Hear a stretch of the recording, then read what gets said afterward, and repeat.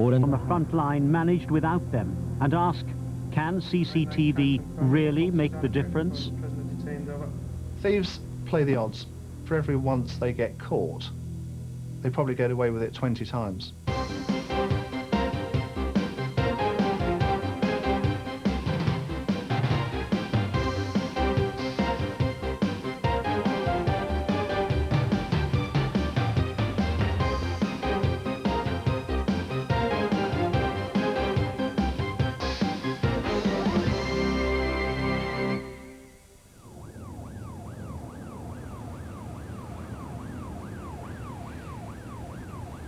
Oxford Street is one of the most famous shopping streets in the world.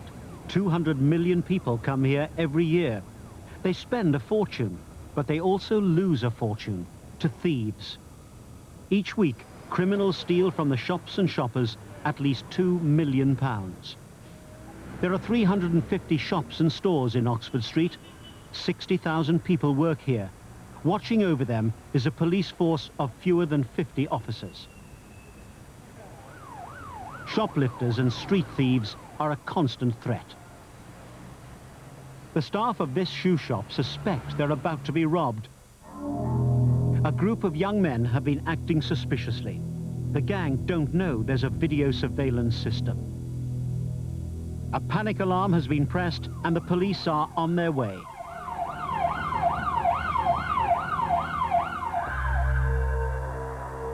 But a fight has already started.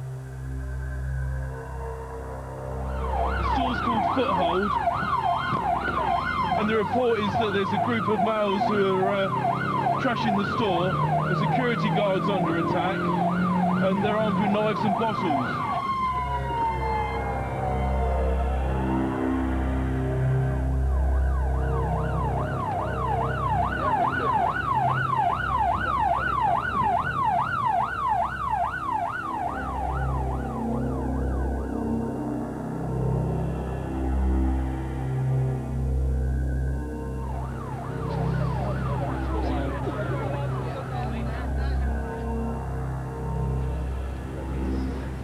Looks like they caused quite a bit of chaos in there, and as you can see, there's some staff in there. They seem pretty shaken up, and it's one of these things that happen down here now, I'm afraid. We have 6 black males come inside here, acting very suspicious. They were very rude. We thought, right, okay, fair enough. We'll just keep an eye on them. So I came downstairs. We've recently got a new thing in, and so I started following them around with the cameras. We thought they might be trying to steal something. It was the case. They left the store, and our security guard tried to apprehend them and asked them to come back to the store, and they ran off, and we thought that was the end of it. We've got a strict code of what we're supposed to do, but to be honest, in a crisis it all goes out the window. Unfortunately, one youth came back with a bottle and threw it at the security guard.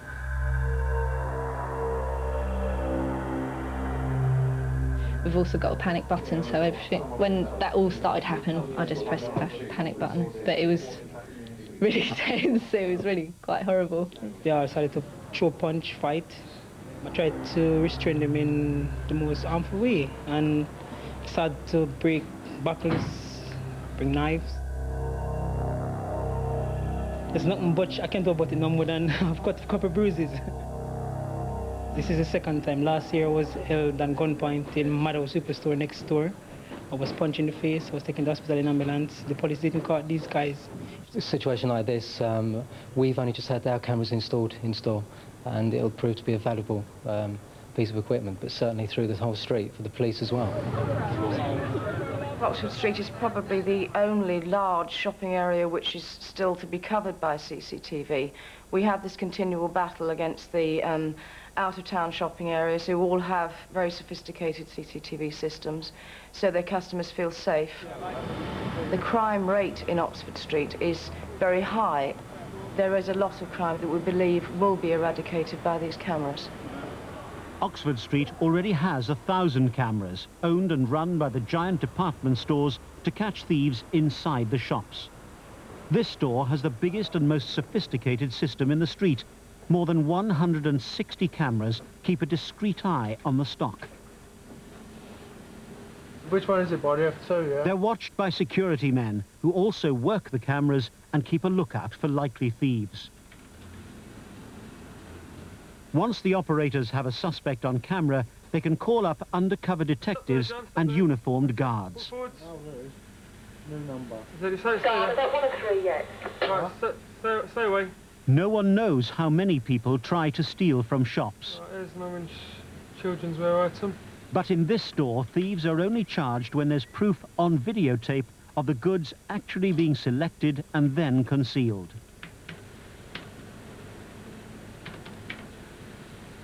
So we've got selection now on those 2 orange garments, and the hangers are coming off.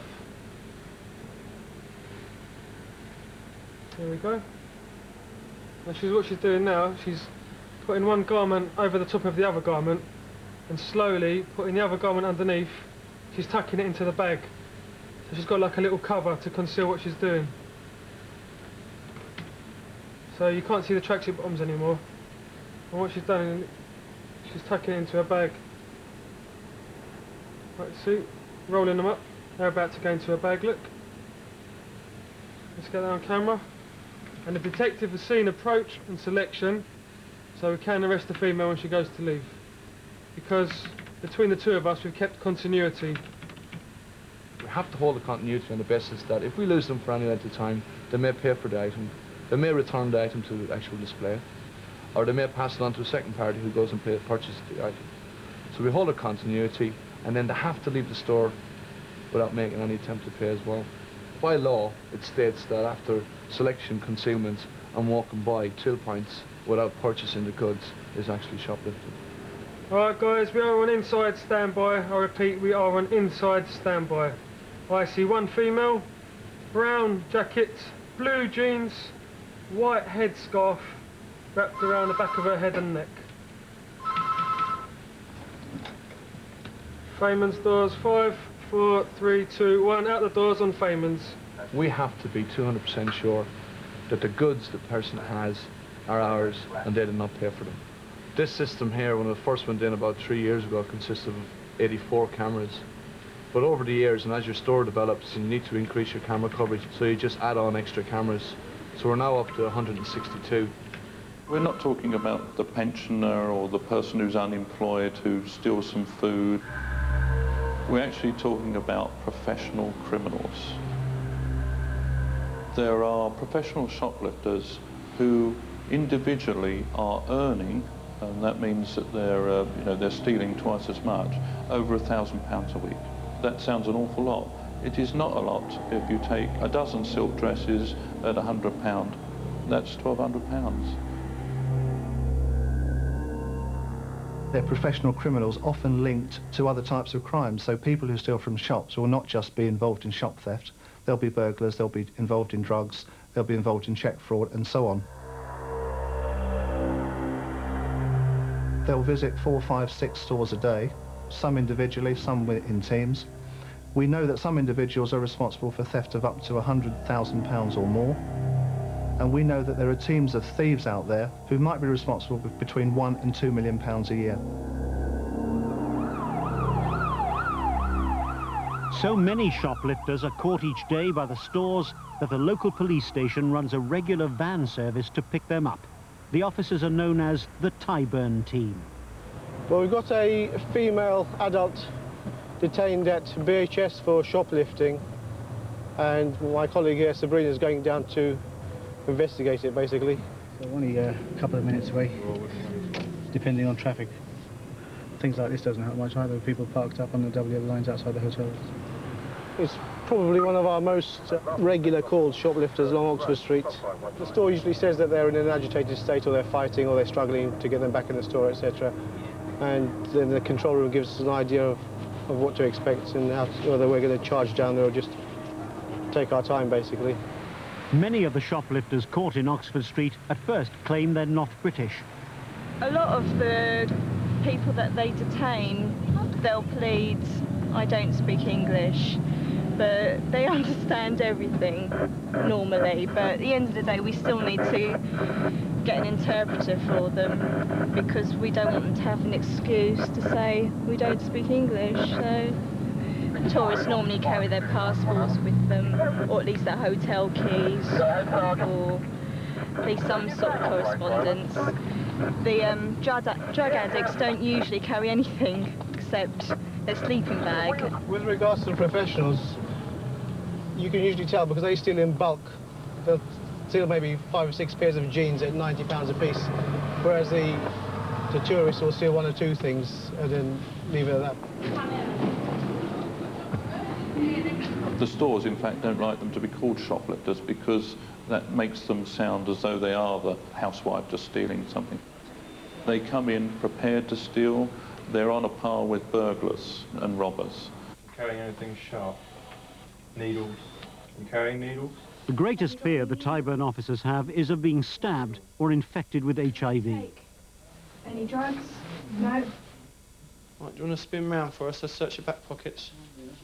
Next door, another member of the Tyburn team deals with a thief who is a registered drug addict. Yeah. Right.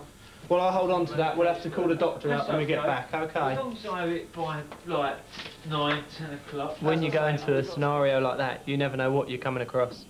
You could be coming across something that's sort of really in your face, or you could be coming across something that is really relaxed. If you're happy with that's a true account of what's been said in the room, I'll ask you to sign the bottom of it, okay? Of course I will. Person detained, put him on his shoulder, then has just left the store, making no attempt to pay for the property. The store detectives then detained him, brought him back to the security room and called police. The value of the 8 bags came to £1,700. Where did you get this from? This is yours, yeah? Where did you get this from? From the ESN shop. From? The ESN shop. The what shop? ESN. That isn't a shop. She placed this pair of jeans into the black bag that was over her shoulder. But not all shop thieves feed a habit or steal in bulk. Value of the jeans is £99. You heard what the store detective said. Have you got any sort of innocent explanation you wish to make? No excuses. Pretty straight up, we did nick him, yeah. But at the end of the day, yeah, I'm not signing on. I'm not getting any money. My daughter lives with her grandmother, her paternal grandmother, on her dad's side. But you admit stealing them? Because of what the store told me, I'm arresting you for stealing the jeans belonging to Selfridge's store. Tyburn squad crime figures show that 80% of all criminals caught in Oxford Street live outside London, and that most steal for a living.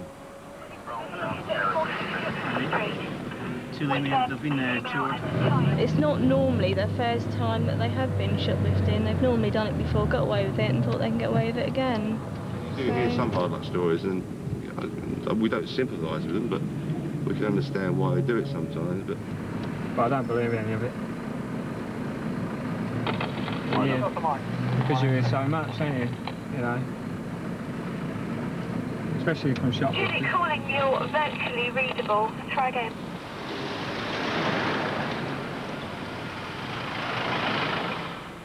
Last year, 3,128 people were arrested for shop theft in Oxford Street. This is where they all ended up. Marylebone Police Station's custody suite. Thieves play the odds. We believe that for every once they get caught, they probably get away with it 20 times. So what we've got to do is reduce the odds, and I think we're doing that.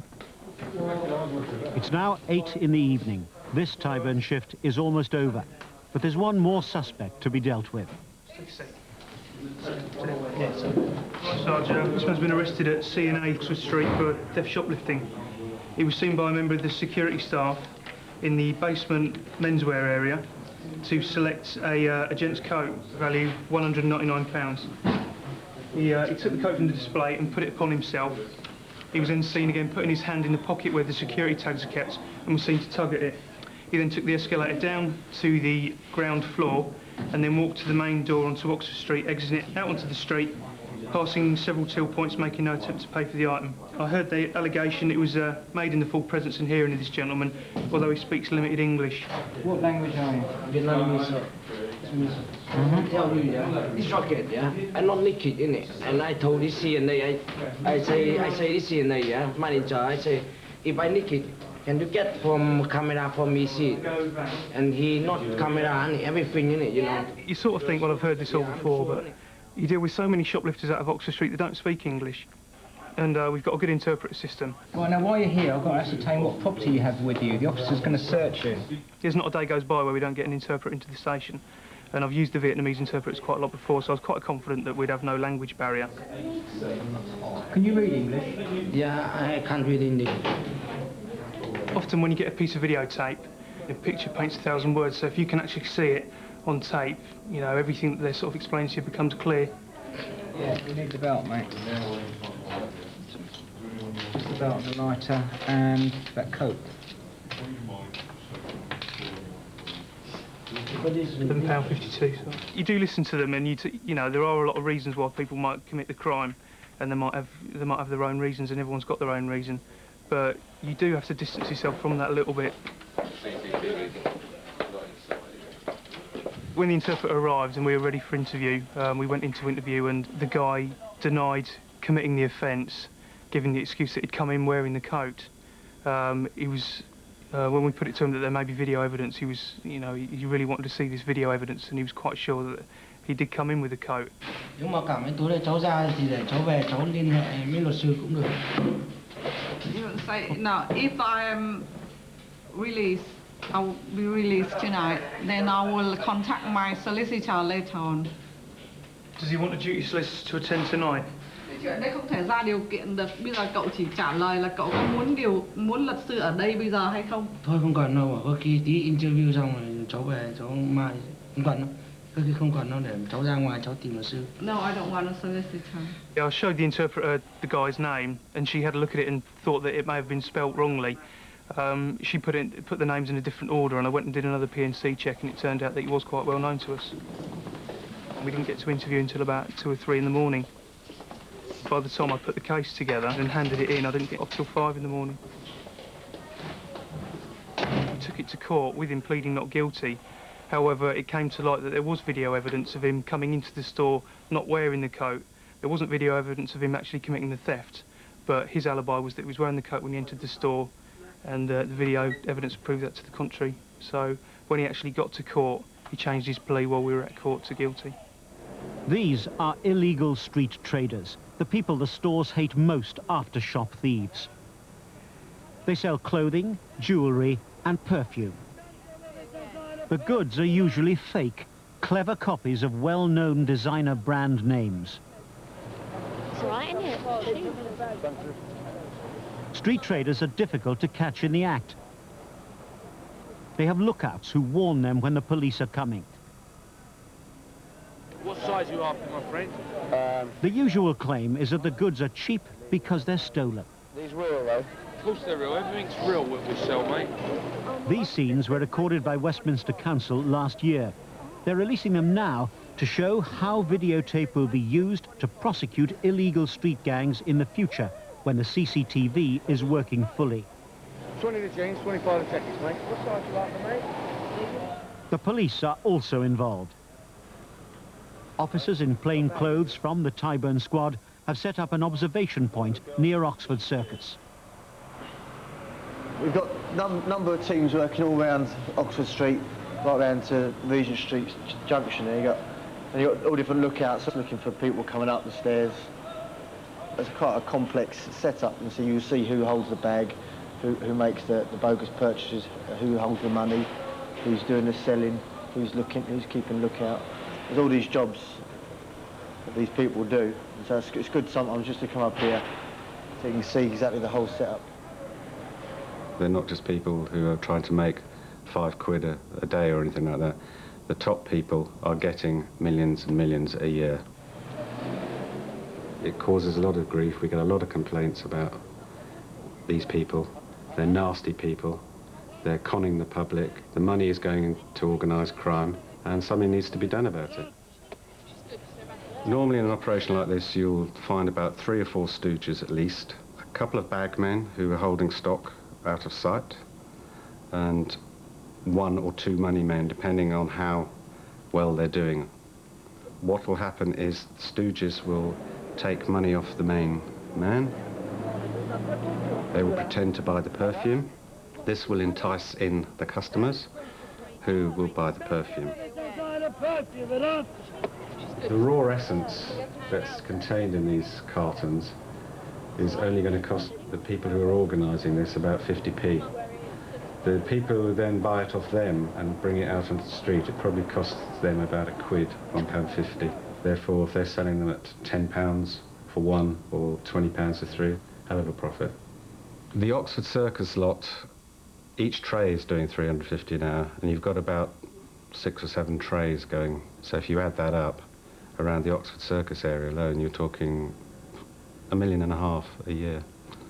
The boss on the street will be there to run the whole operation at street level. He'll be there to stop rival traders from coming and taking his patch. He's been on that street for years, in that same patch for years, same spot. He runs it. If you stay there long enough, like I have, you will see lots of arguments with rival people who set up, but he always seems to win out. The police mission is gathering evidence too. I've seen this gentleman here who's traded for some 5, 6 minutes, and you can see his setup. So what we'll do, we'll go and ask him if he has got a licence to trade there. It's apparent and obvious to us that he will not have that, and then we'll make an arrest. There's various offences committed here, from street trading, highway obstruction, and possession of counterfeit goods for gain. Just been clocked. Huh? You've just been clocked. Police made 146 arrests for illegal street trading last year. Westminster Council seized counterfeit goods on 500 separate occasions. Below ground, in Oxford Circus Tube Station, a team of trading standards enforcers is on the move. They aim to surprise the illegal traders by hitting them from behind. Trading standard, we're seizing these. Thank you very much. You stay there. You stay there. Right, we're going to take these goods under the Trademarks Act. You'll get a receipt, etc., etc. We've got the police with us. The Tyburn team haven't had a wasted day either. One trader is under arrest. First bunch we're looking at, they saw me. They ran off. And so walked along to the next group of chaps who had set up. They were selling fake clothing. I asked him if he had a street trading licence, which he sort of laughed at. And I made an arrest for street trading without a licence and highway obstruction. Putting bobbies on the beat is still a priority in Oxford Street. The police hope the new cameras will allow them to direct their limited resources more effectively and to target more criminals. I have 34 constables attached to Oxford Street. On top of that, I have about 8 detectives, and they predominantly deal with handbag thefts and pickpockets. Lovely. The detectives work undercover. They use special covert radios hidden under their clothing. Today, the squad is training officers from the Tyburn beat who also want to work undercover. Can you hear that? Yeah, that's good. First, they must learn to whisper to each other through hidden shoulder microphones. Bit on your arm, the bit on your shoulder rather than... The crime squad's role is to combat pickpockets and handbag thieves in the Marble Arch and Oxford Street area, be it on buses, in fast food shops, or even in the street or in the stores. The majority of pickpockets are in Oxford Street, and they're probably about 200 a month. 60% of those are probably inside the shops, 40% on the actual streets. Oxford Street's a very interesting surveillance environment in that it's packed with people. With a distance of some yards, people can become invisible and be lost in the crowd. We hide in the crowd the same way that the thieves do. Okay, he's walking west, he's walking away from the shop. Someone got him. We have the advantage of radio. They still need to know what each other are doing, and yet they manage it without radio. Yeah, Barney, McDonald's, Hayward Place, we're on a follow. We've got a definite guy, he's been in and out of everywhere. Both teams are following him at the moment. He's definitely up to something. Yeah, I've got him in a brown leather jacket, blue shirt. Barney, can you let us know what he's doing in there? Yes, no, I've got the eye. I can cover the door from out here. We've got someone who's got the immediate eye in Dolces. Yeah, Rod and Abby are with Dolces, Barney. Yeah, he's using the mirror to look around, folks. Pickpockets are in the business of stealing from the person. to arrest them, to be able to get sufficient evidence against them, you need to get very close. The officer needs to be familiar with pickpockets, as well as being able to communicate effectively and covertly with the rest of the team. Pickpockets aren't that easy to catch. You can only catch them in plain clothes, and they're actually very accomplished thieves. They're not like the average shoplifter who'll just go in and take something. They're actually quite difficult to spot, even when you are in plain clothes. And they're quite good at it, even the bad ones. But 2 pickpockets have been caught today, not by the crime squad, but by another detective working undercover. He's holding them on the bus and has called for uniformed backup from the Tyburn team. That chap is a plainclothes officer from West End Central Police Station who's employed on the pickpocket squads. These 2, I think he's seen either steal a wallet or a purse up the road. He's on foot, these people are on the bus. So we've actually used our van with the blue lights and markings to stop the bus and apprehend the 2 suspects. They jump on the tube at where they live, come straight up to Oxford Circus. They come out of Oxford Circus, half an hour on the street, steal as many purses, handbags, what they can, back on the tube and back home to count their ill-gotten gains. Description to all guards. Please be on the lookout for an IC1/IC3mm, spectacles, mustard-coloured tie and jacket, brown trousers. Supposed to be in the basement, but he may be on the 2nd floor also. This guy's a professional pickpocket. Apparently he hits menswear, but he's in the basement at the moment. CNA store detectives just popped in and gave us a ring. So the CNA detectives have stopped to follow him now. The last place they saw him was walking down our staircase into the basement. Yeah, positive, that's the description. Yeah, which is just this second as we speak. That's what I just picked him up. Tell Dave to wait outside the front store now. Yeah, with him. Where's he going? It looks like he's heading outside the store. He's got a wallet there.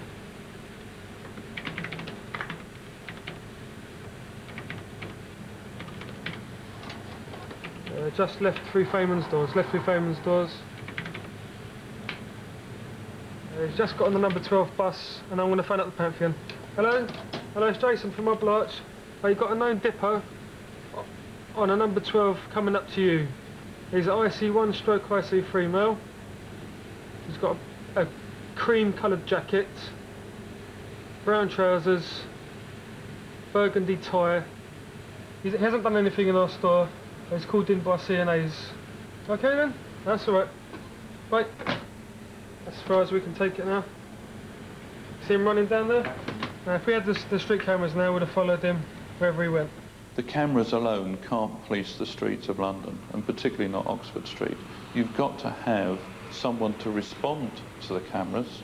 You've got to have that visible presence. Oxford Street's many shoe shops are particularly vulnerable to handbag thieves. Oxford Street is specifically targeted by professional handbag thieves who will specifically target, for instance, tourists. If you are in a foreign country, you're going to have your entire livelihood to stay in that country with you in a bag, be it traveller's checks, money, passports. The thieves have worked this out, they know this, and they will target people. He's definitely up for it. I put my bag out in faith, but he came up to me. We use decoy bag operations. The decoy bags are not perhaps as easy as it seems. In essence, it's simply leaving a handbag unattended and waiting for someone to steal it. It's a little more sophisticated than that. Some of the bags we've got access to have radios in them, so they'll tell us when they're stolen, smart bags if you like. This Oxford Street pub is another handbag hotspot. The management have asked the crime squad to help them catch the thieves. This time the stakeout is backed up by the pub's own CCTV. This is a professional bag thief at work.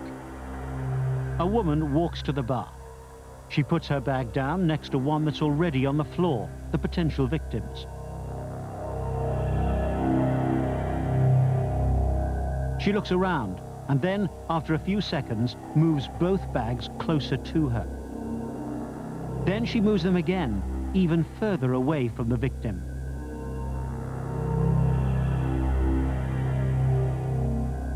Finally, after buying a drink, She calmly picks up both bags and leaves, 2 minutes after first walking in. Back at the police station, the crime squad checks the videotape to see if they can use it as evidence of the thief's identity. Did she actually purchase a drink? Or? Yeah, she has a drink and then she leaves. And just as she's leaving, the man comes back and realises the bag's gone. Yeah, you recognise her? Definitely. From that, we've been able to identify the suspect. But we've now got another tape, the same venue, which appears to be a similar description of the suspect. So we're going to take a look at that now.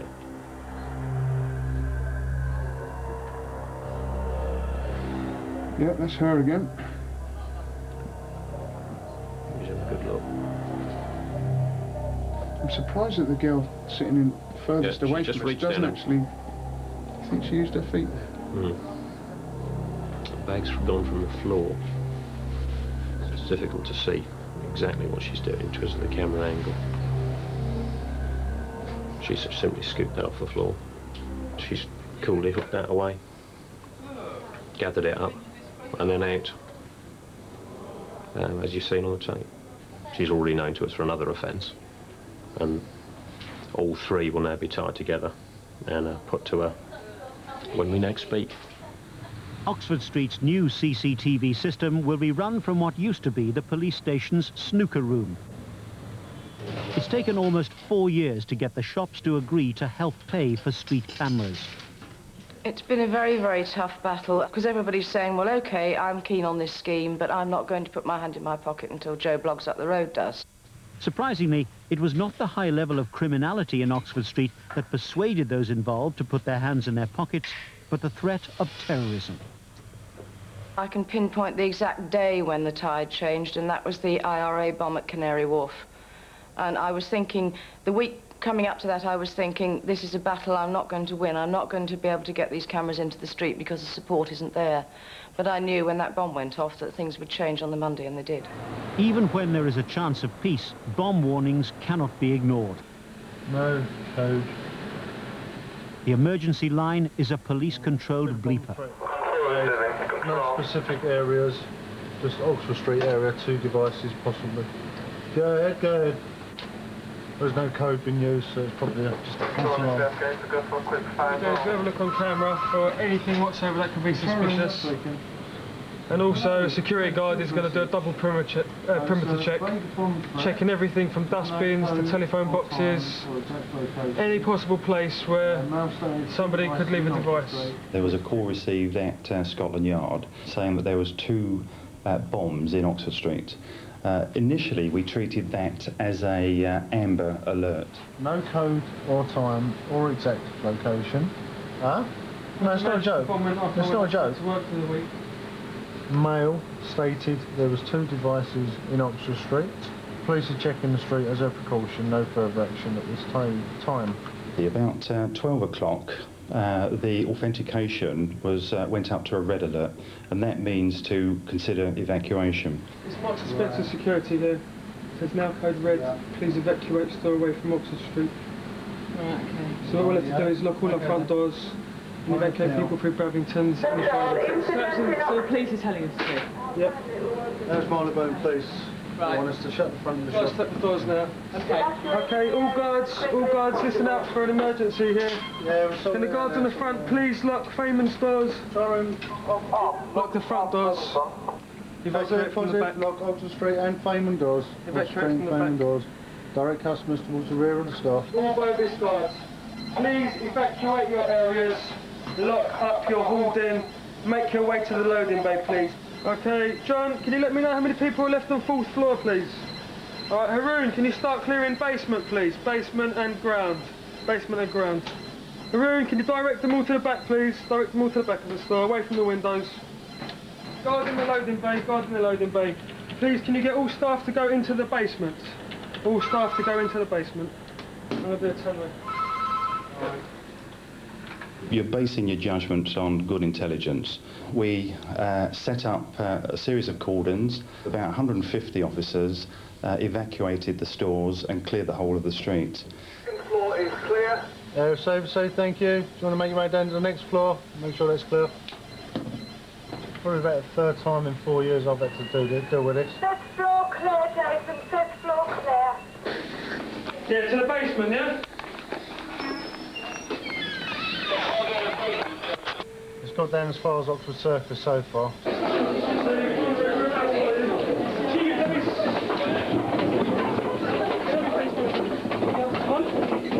Clearing the store of 3,000 people has taken 8 minutes, but empty floors cost retailers dearly. A decoration like this costs his store £50,000 an hour. Nicolas asked me to stay here until he gives the word for me to leave, so I've got to get blown up. On that day, I was working quite blind. It just struck me that if we did have CCTV, it would have been a tremendous aid to me. The alert was confirmed as a bomb scare. No devices found. It was quite well controlled, considering the language barrier. When we evacuated, the store was in English, and a lot of the customers in here can't understand a word of English, so they managed to understand the body language of the staff trying to get them out of the store. So even that went quite well also. That's my first time I've been in the store when this happened. The installation of Oxford Street's CCTV finished 3 months behind schedule, leaving the police little time to try and test the system.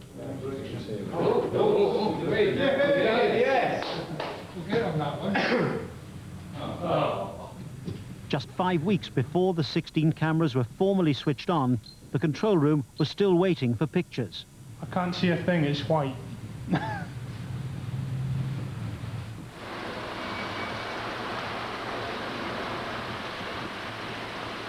So what have we got then?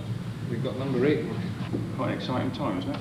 Yes. Yes. Oh, yes. Oh, brilliant, brilliant. Oh, The camera is only partially the deterrent. I think what you've got to do is prove that there's someone working them, prove that people get arrested because of what they do on cameras. Because he's got the car. He's got the car with the gear in, probably. It'll be at least 3 months before the shops and robbers know whether Oxford Street's new camera system is a success. The results will be critical to both sides. Call up a uniform and you get him stopped direct. Within hours of the cameras going live, a purge began on the illegal street traders. Your grounds for search, suspicion of counterfeit goods, obtaining... The dispatcher is guiding by mobile phone a plainclothes member of the Tyburn squad. Yeah, he's in front of you, he's in front of you. There he is. The constable's Christian name is Nick.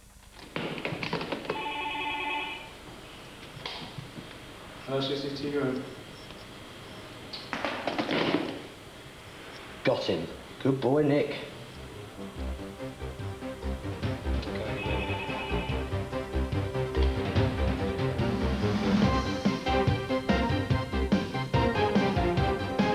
A new series of Crimebeat begins in 3 weeks' time here on BBC One.